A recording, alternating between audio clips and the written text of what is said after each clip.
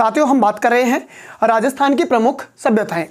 इस 500 सभ्यताओं से जो प्रश्न पूछे जाते हैं, किस प्रकार के प्रश्न आज तक परीक्षाओं में पूछे गए हैं और कैसे प्रकृति के प्रश्न यहां पर पूछे गए हैं और कैसे इन सभ्यताओं से प्रश्न पूछे जा सकते हैं, इन सभी की जानकारी के लिए हम एक एक सभ्यता की बात करते हैं। तो चलिए सबसे पहले नंबर 1 सभ्यता की हम बात करेंगे, कालीबंगा। यानी कालीबंगा जो सभ्यता है, सबसे पहले इस कालीबंगा का जो अर्थ है साथियों, काली यानी काली और बंगा का अर्थ होता है चूड़ियां। बंगा का अर्थ पंजाबी भाषा का शब्द है ये, और इसका अर्थ होते हैं चूड़ियां, यानी काले रंग की चूड़ियां इसका शाब्दिक अर्थ होगा। अगर हम बात करें कालीबंगा के लिए जिला, तो जिला होगा साथियों हनुमानगढ़। हम बात करें नदी, तो ये कालीबंगा सभ्यता कौन सी नदी के किनारे विकसित हुई थी, तो घग्गर नदी के किनारे विकसित हुई है। हम बात करें इसकी खोजकर्ता की, तो इसकी कालीबंगा की खोज 1952 में अमलानंद घोष के द्वारा की गई थी। अमलानंद घोष के द्वारा 1952 में जो है इसकी खोज की गई थी। हम बात करें, यहां से सीधा सा प्रश्न पूछा जाता है कि कालीबंगा जो सभ्यता है इसके उत्खनन के बारे में अगर हम बात करें तो किस किसने यहां पर उत्खनन करवाया था, तो 1961 से और 64 तक उत्खनन का कार्य कराने वाले जो व्यक्ति थे, नंबर 1 बीबी लाल, नंबर 2 बीके थापर और नंबर 3 एमडी खरे। अभी व्याख्याता पेपर में और सेकंड ग्रेड दोनों में परीक्षाओं में यह प्रश्न पूछा गया था कि कालीबंगा से संबंध में निम्नलिखित में से कौन सा सही नहीं है। ये 3 ऑप्शन में थे और एक ऑप्शन में और दिया हुआ था, इस प्रकार का प्रश्न वहां पर पूछा गया था।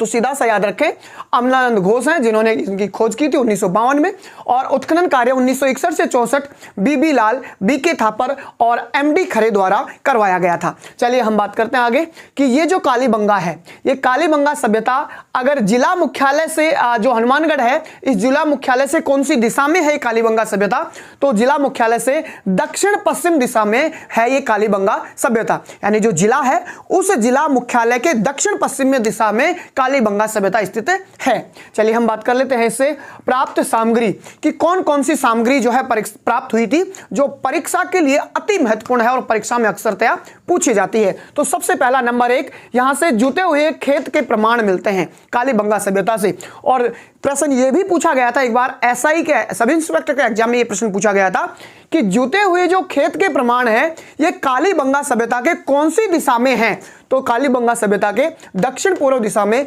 जुते हुए खेत के प्रमाण यहां पर मिलते हैं। दूसरे प्राप्त सामग्री की अगर हम बात करें तो एक साथ 2 फसल उगाने के प्रमाण भी जो मिले हैं तो कौन सी सभ्यता में, कालीबंगा सभ्यता में मिले हैं। 3 नंबर 7 अग्नि वेदिकाओं की पंक्ति यहां पर मिली है, 7 अग्नि वेदिकाओं की पंक्ति।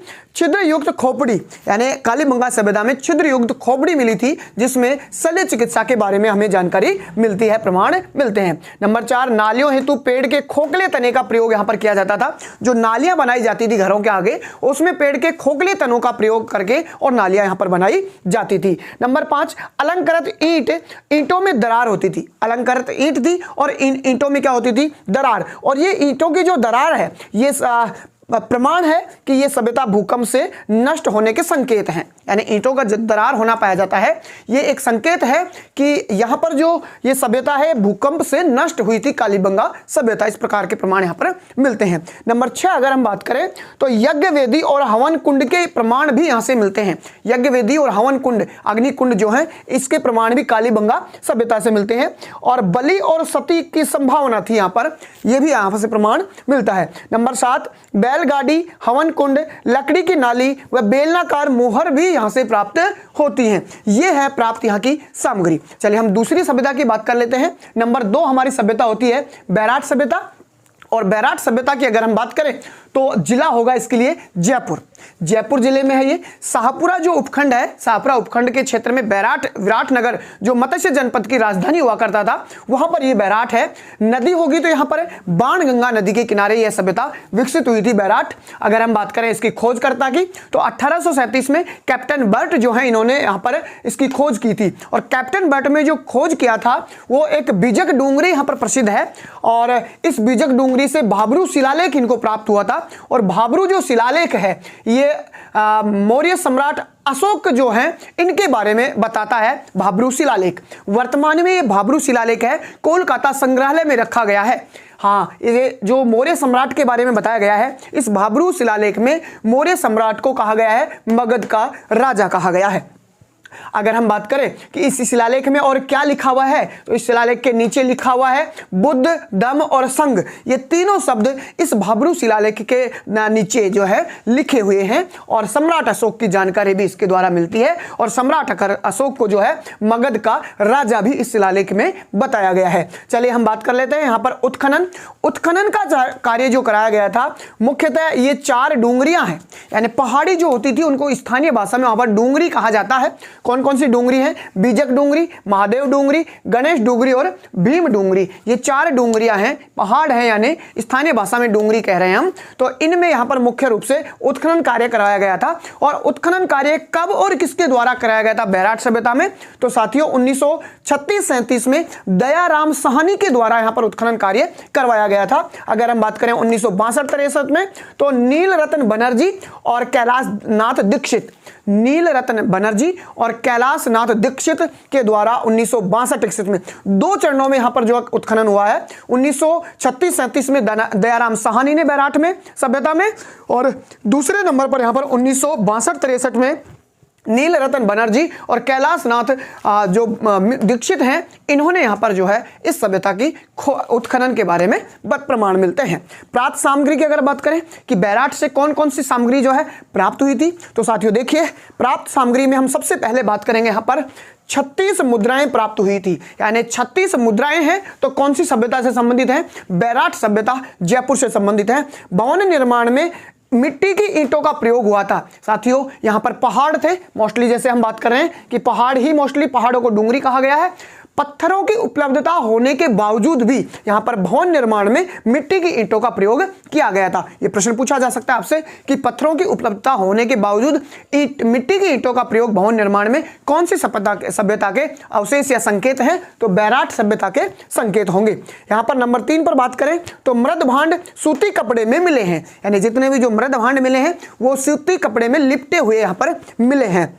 नंबर 4, लोहे के तीर तथा भाले प्राप्त हुए हैं। लोहे के तीर और भाले यहां पर प्राप्त हुए हैं। वैसे भी हम बैराट सभ्यता को लोह युगीन सभ्यता के बारे में भी कह सकते हैं। बैराट सभ्यता को कहा जाता है लोह युगीन सभ्यता, और यहां पर लोहे के तीर और भाले यहां से प्राप्त हुए थे। नंबर 5 हम बात करें, शंख लिपि के प्रमाण भी यहां से प्राप्त हुए हैं। मोस्ट है ये भी, शंख लिपि के प्रमाण बैराट सभ्यता से जो है प्राप्त हुए हैं। नोट करके हमने लिखा है कि इस सभ्यता को और किन किन नामों से हम जान सकते हैं, तो यह लोह युगीन सभ्यता का स्थल है, यानी लोह युगीन सभ्यता इसको कहा जा सकता है। यह महान जनपद काल में मत्स्य जनपद की राजधानी हुआ करती थी। हम पहले ही बात कर चुके हैं कि महाजनपद काल में जो मत्स्य जनपद हुआ करता था, इसकी राजधानी भी हुआ करती थी कौन? बैराट नगर हुआ करती थी। जो वर्तमान में विराट नगर है, पहले बैराट के नाम से जाना जाता था। तो मत्स्य जनपद की राजधानी में ये बैराट हुआ करती थी। हम बात करते हैं नंबर 3, सभ्यता हमारी होगी गणेश्वर। और गणेश्वर सभ्यता की बात करें तो साथियों जिला होगा इसका सीकर। सीकर जिले में है। नदी की बात करें तो यहां पर कांतली नदी होगी, जिसके किनारे ये गणेश्वर सभ्यता क्या हुई थी? विकसित हुई थी। चलिए हम बात कर लेते हैं इसकी खोज की। इसकी जो खोज की थी 1972 में रतन चंद्र अग्रवाल के द्वारा की गई थी। यानी गणेश्वर सभ्यता की खोज के बारे में अगर बात करें तो 1972 रतन चंद्र अग्रवाल के द्वारा इसकी खोज की गई थी। चलिए उत्खनन के बारे में हम बात कर लेते हैं साथियों। तो उत्खनन यहां पर 2 चरणों में हुआ है। पहले चरण 1977 में रतन चंद्र अग्रवाल के द्वारा ही यहां पर उत्खनन का कार्य भी करवाया गया था, जिन्होंने ये सभ्यता खोजी थी। इसके बाद में 1978-79 में यहां पर उल्लेख मिलता है कि विजय कुमार द्वारा भी यहां उत्खनन का कार्य करवाया गया था। चलिए हम बात कर लेते हैं गणेश्वर जो सभ्यता है कांतल नदी के किनारे, यहां से प्राप्त सामग्री क्या क्या है, यानी क्या क्या यहां पर जो है प्राप्त सामग्री से प्रश्न हमसे पूछे जा सकते हैं। तो नंबर 1 यहां पर होगा प्राप्त जो तांबा था वो 99% शुद्ध था। हालांकि तांबे से संबंधित 2 सभ्यताएं हैं, एक हमारी गणेश्वर, एक हमारी आहड़। लेकिन अगर 99% शुद्ध है तो कहां का था? गणेश्वर सभ्यता का शुद्ध हुआ करता था। तांबे के बाण तथा मछली पकड़ने का कांटा, ये सबसे मोस्ट है। मछली पकड़ने का जो कांटा है ये कौन सी सभ्यता का प्रमाण है? तो गणेश्वर सभ्यता का प्रमाण है। कांतली नदी जो थी, इस नदी में ही मछलियों को पकड़ने के लिए मछली पकड़ने का कांटा था तथा तांबे के बाण जो है यहां पर बनाए हुए थे। तीसरे नंबर पर हम बात कर लेते हैं तीर, भाले, सुइयां, कुल्हाड़ी आदि उपकरण। तीर, भाले, सुइयां, कुल्हाड़ी आदि उपकरण अगर प्राप्त हुए हैं तो गणेश्वर सभ्यता से हुए हैं। ये कुल्हाड़ी भी कई बार परीक्षा में पूछ लिया जाता है। नंबर 4, मकान पत्थर से बनाए गए। एक बात वेरी वेरी मोस्ट कि सभी में लगभग ईंटों के प्रयोग हुआ था, लेकिन गणेश्वर सभ्यता में अगर हम बात करें तो मकान किससे बनाए गए थे? पत्थरों से, यानी मकानों की नींव थी और मकान थे ये पत्थर से बनाए गए थे, लेकिन सभी सभ्यताओं में ईंट से बनाए गए थे। ये आप विशेष ध्यान रखें। अगर इस गणेश्वर सभ्यता के उपनामों की अगर हम बात करें साथियों, तो इसका सबसे पहला उपनाम होगा ताम्र संचयी संस्कृति के नाम से इसको जाना जाता है। ताम्र संचयी संस्कृति किसको कहा जाता है? गणेश्वर सभ्यता को। नंबर 2, ताम्रयुगीन सभ्यताओं की जननी इसको कहा जाता है। ताम्रयुगीन सभ्यताओं की जननी के रूप में इसको जाना जाता है, जबकि ताम्र नगरी के रूप में आहड़ सभ्यता को जाना जाता है और ताम्रयुगीन सभ्यताओं की जननी गणेश्वर को कहा जाता है। पुरातत्व का पुष्कर भी जो है गणेश्वर को कहा जाता है। तो ये 3 उपनाम भी आप याद रखें, ताम्र संचयी संस्कृति, ताम्रयुगीन सभ्यताओं की जननी और पुरातत्व का पुष्कर भी गणेश्वर सभ्यता को कहा जाता है। चलिए अगली सभ्यता की ओर हम बढ़ते हैं और हमारी अगली सभ्यता होगी आहड़ सभ्यता। आहड़ के नाम से ही आपको पता चल गया होगा कि जिला कौन सा होगा? उदयपुर जिला होगा। और यहाँ पर जो नदी होगी वो आयड़ नदी है। आयड़ नदी जो कि गोगुंदा की पहाड़ी से निकलती है और गोगुंदा की पहाड़ी से निकलने के बाद में उदय सागर झील में गिरने के बाद बेड़ज के नाम से जानी जाती है, वही आयड़ नदी है यहाँ पर। तो आहड़ सभ्यता नदी आयड़ होगी। खोज यहाँ पर 1953 में अक्षय कीर्ति व्यास के द्वारा इस आहड़ सभ्यता की क्या कर दी गई थी? खोज कर दी गई थी। हम बात करें उत्खनन का कार्य तो 1956 में रतन चंद्र अग्रवाल के द्वारा यहां पर क्या करवाया गया था? उत्खनन का कार्य करवाया गया था साथियों।